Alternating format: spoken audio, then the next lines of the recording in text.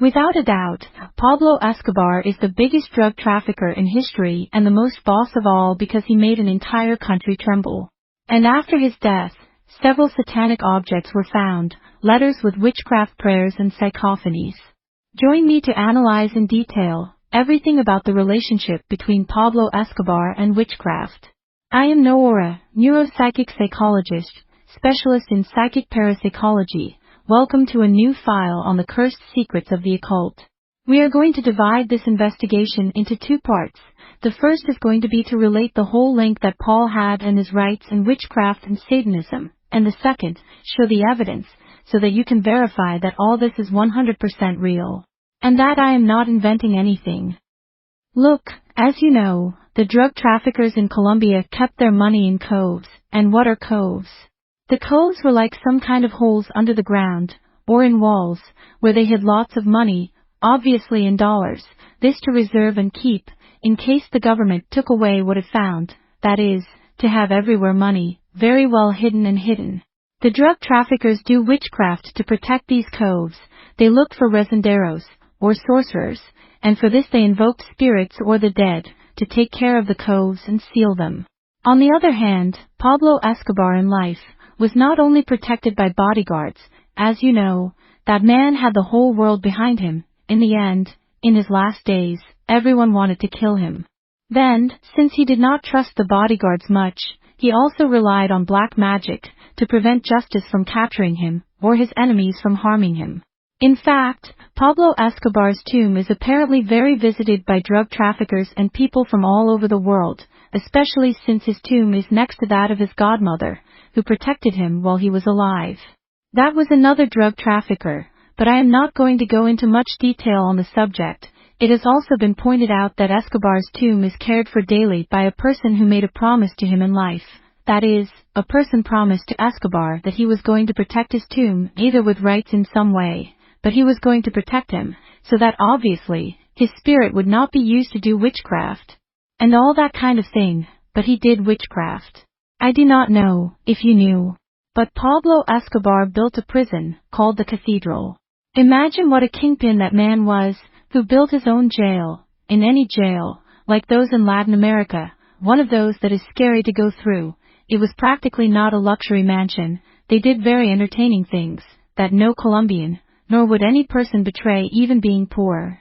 In any case, several crimes were committed in said cathedral, since it was a kind of area where it was used to hide illegal businesses. Subsequently, the authorities found items such as drugs and weapons, but without a doubt the most incredible finding was finding a small room, which was known as the confessional. This place was where torture and murder were committed. In that small room they also found a pentagram, satanic prayers, and ties. Among these findings is a letter written by Pablo Escobar, which requested a series of elements for a ritual, and said, "Dear friend, I send you a special greeting. The date is getting closer, and since last time it was difficult to get the things, this time I ask for them with time." This letter specified a fine altar, 9 red candles, 4 white candles, 4 black candles, and the ropes. Now yes, be very strong in the chair, because this part of the video you did not expect it. A journalist interested in the place, that is, in that small room, decided to leave a recorder, which captured a paranormal psychophony. And what are psychophonies?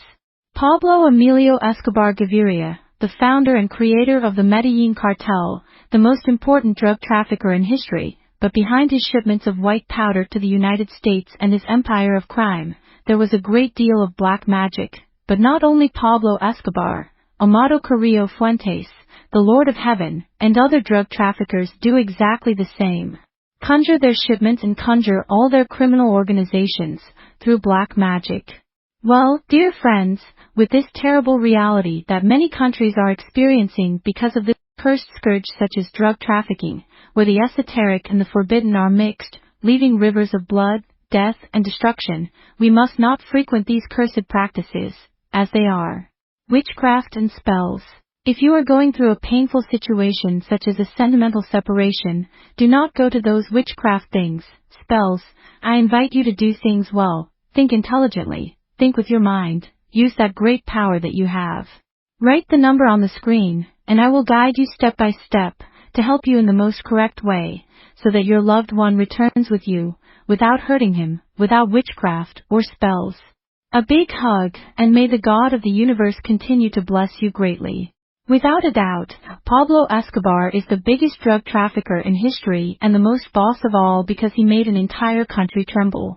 And after his death, several satanic objects were found, letters with witchcraft prayers and psychophonies.